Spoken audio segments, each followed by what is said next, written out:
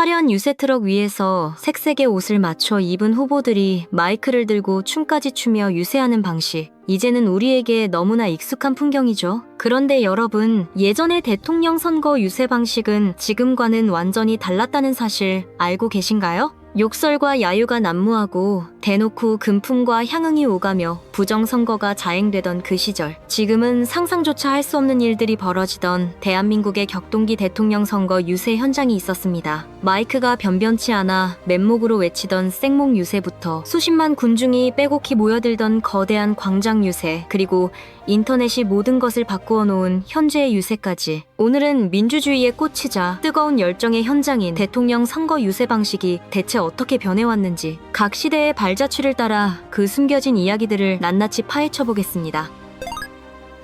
대한민국 건국 초기 이승만 대통령 시절의 대선 유세는 그야말로 날 것 그대로의 뜨거운 현장이었습니다. 당시 유세는 주로 대규모 광장 집회가 중심이었죠. 후보들은 마이크가 변변치 않던 시절 맨몸으로 목청껏 연설하며 유권자들에게 직접 다가섰습니다. 수십만 명이 운집한 가운데 후보자의 목소리가 온 동네에 울려 퍼졌죠. 이 시기엔 후보의 지지 조직을 통한 군중 동원이 활발했습니다. 소위 막걸리 선거, 고무신 선거처럼 금품이나 향응을 제공하며 표심을 사는 부정적인 관행도 만연했습니다. 투표소도 지금과 같이 철저히 비밀 투표가 보장되지 않았습니다. 병풍으로 둘러싼 정도였죠. 하지만 이승만 대통령의 장기 집권 욕심은 민주주의의 시계를 멈추려 했습니다. 1960년 제4대 대통령 선거에서는 노골적인 사미로 부정선거가 자행되었습니다. 당시 자행됐던 부정선거 방식은 정말 상상을 초월합니다. 야당 측 참관인을 몰아내고 표를 조작하기, 투표소 시계를 조작해 아직 투표가 끝나지 않았는데도 끝났다며 막무가내로 쫓아내고 폭력과 협박, 그리고 납치하기,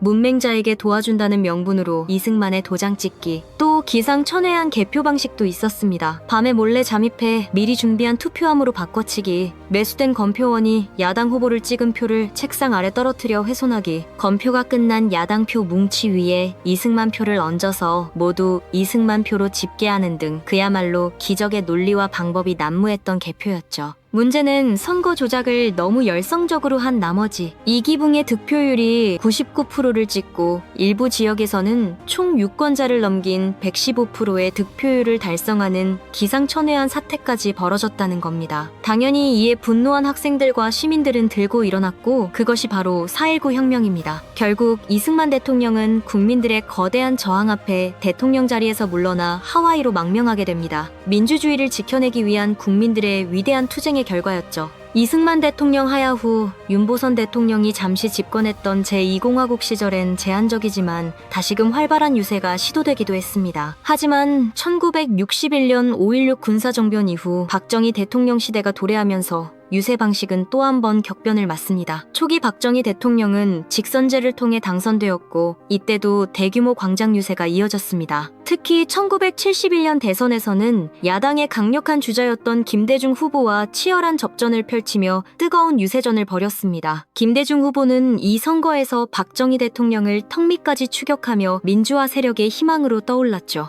하지만 1972년 유신헌법이 제정되면서 대통령 직선제는 폐지됩니다. 이때부터 대통령은 국민의 손이 아닌 사실상 정권의 영향력 아래에 있던 통일주체국민회의 대의원들의 간접선거로 뽑히게 되었죠. 체육관 선거라는 오명을 얻었던 이 시기에는 일반 국민을 대상으로 하는 대규모 유세는 찾아보기 어려웠습니다. 후보자들의 자유로운 선거운동은 철저히 통제되었고, 이 과정에서 김대중 후보는 일본에서 납치되어 죽을 위기를 겪는 등 온갖 탄압에 시달렸습니다. 민주주의의 암흑기였죠. 박정희 대통령 서거 후 전두환의 5공화국 시절에도 간선제는 유지되었습니다. 이 시기에는 민주화운동이 더욱 격화되었고, 그 중심에는 김영삼, 김대중 두 야당 지도자가 있었습니다.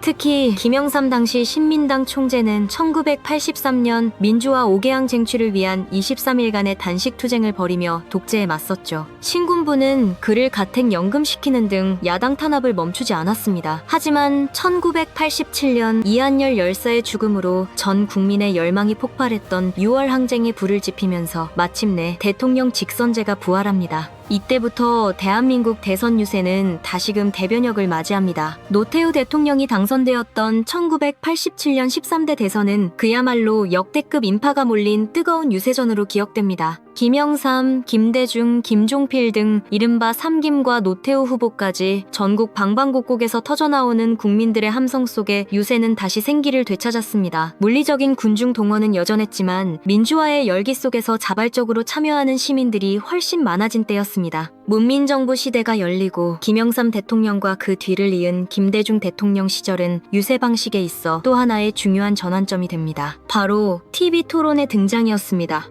특히 1997년 김대중 대통령이 당선되었던 15대 대선부터 TV 토론은 대선 유세의 핵심 중의 핵심으로 자리 잡습니다. 후보자들은 카메라 앞에서 자신의 정책과 비전을 놓고 치열한 설전을 벌였고 국민들은 안방에서 이 모든 과정을 실시간으로 지켜보며 후보의 자질을 평가하게 되었습니다. 더 이상 목소리 크고 사람만 많이 모으는 것만으로는 안 되는 시대가 된 겁니다. 후보의 논리력, 순발력, 정책 이해도, 그리고 말빨이 승패를 가르는 중요한 요소가 되었죠. 물론 네거티브 공격 또한 빠지지 않았습니다. 2000년대 초반 노무현 대통령의 당선은 인터넷 선거운동의 가능성을 보여준 역사적인 사건이었습니다. 이른바 노3호로 대표되는 온라인 팬덤이 자발적으로 후보를 지지하고 홍보하며 새로운 선거 문화의 시작을 알렸죠. 이명박 대통령과 박근혜 대통령 시대에는 스마트폰의 폭발적인 보급과 함께 소셜미디어가 유세의 중요한 도구로 떠오릅니다. 후보들은 트위터, 페이스북 등을 통해 자신의 일상과 정책을 공유하고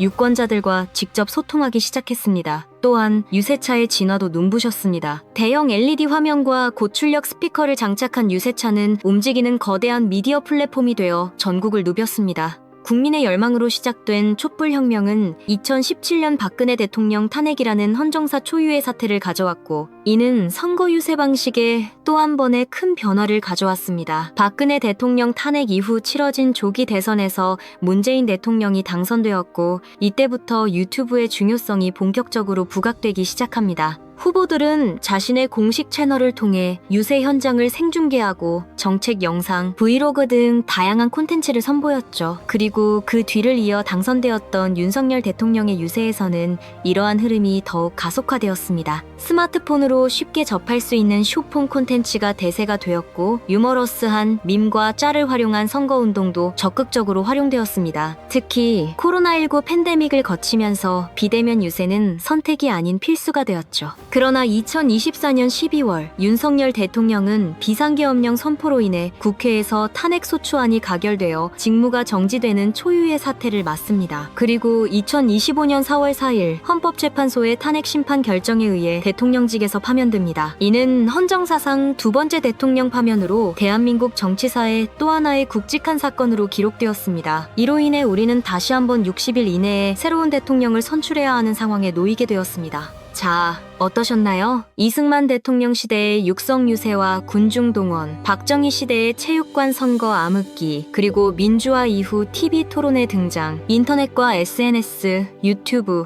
밈을 거쳐 지금에 이르기까지 대한민국 대통령 선거 유세 방식은 단순히 기술의 발전만을 따라간 것이 아니었습니다. 그 속에는 국민들의 민주주의를 향한 뜨거운 열망, 그리고 시대를 읽고 변화에 발맞춰 나가는 정치의 역동성이 고스란히 담겨 있습니다. 물리적인 동원을 넘어 이제는 정보와 감성, 참여를 통한 유세가 더욱 중요해진 시대가 된 거죠. 지금 우리는 또 한 번 새로운 대통령 선거를 앞두고 있습니다. 과연 이번 대선에서는 또 어떤 새로운 유세 방식들이 등장하여 우리의 눈과 귀를 사로잡을까요? 이처럼 끊임없이 진화하는 선거 유세의 풍경은 결국 국민들의 선택을 받기 위한 후보들의 치열한 노력, 그리고 민주주의를 더욱 성숙시키는 과정이라고 할 수 있겠습니다.